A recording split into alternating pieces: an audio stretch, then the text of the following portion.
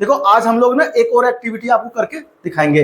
कोई metal more reactive है या लेस रिएक्टिव है, ठीक है। रिएक्टिविटी ऑर्डर को हम लोग आज समझेंगे।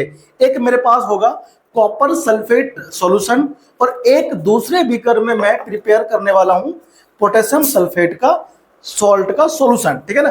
देखो अब ये मेरे पास क्या है, हाँ पोटेशियम सल्फेट है।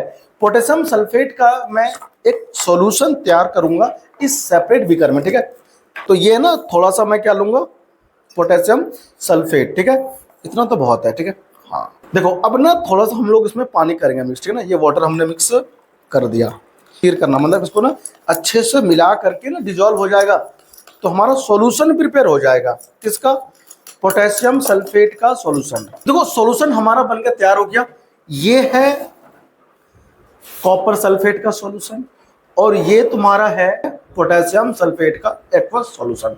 एक्वस में क्या होता है, जो आयंस होते हैं ना वो उसमें डिसोसिएट हो जाते हैं, सॉल्ट जो होते हैं वो आयनों में डिसोसिएट हो जाते हैं एक्वस सॉल्यूशन में।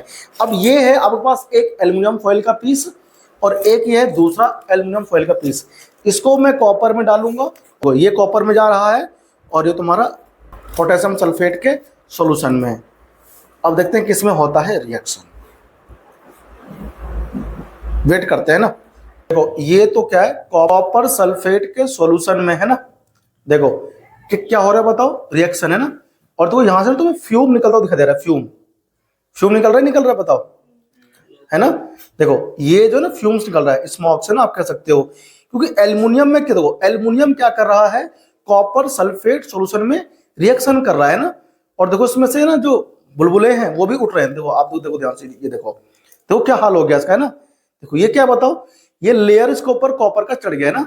जो आपको एल्युमिनियम फॉइल पे दिख रहा है ब्राउन कलर, ये किस चीज का है बताओ, ये कॉपर का लेयर है, ठीक है ना। जो कॉपर आयंस थे सॉल्यूशन में वो एल्युमिनियम पे चढ़ गया। अच्छा आप ना साथ में ये भी टच करके इसको देख सकते हो।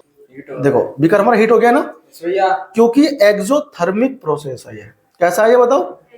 अच्छा अब आप देखो दूसरा, देखो ये तुम्हारा दूसरा बीकर, ये जो सॉल्यूशन था इसमें क्या था बताओ, इसमें था पोटेशियम सल्फेट। एल्युमिनियम को देखो फॉइल को इसमें ऐड किया, इसमें तो कुछ हुआ इसमें। देखो यहां ये सल्फेट सॉल्यूशन है पोटेशियम का और इसमें कोई भी रिएक्शन होने को देखो राजी नहीं है ना। इसमें कोई भी रिएक्शन नहीं हो रहा है, नो रिएक्शन।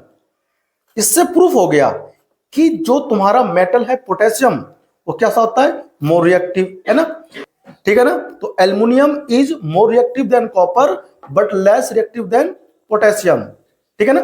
ये हमें सीखने को मिला इस एक्टिविटी से।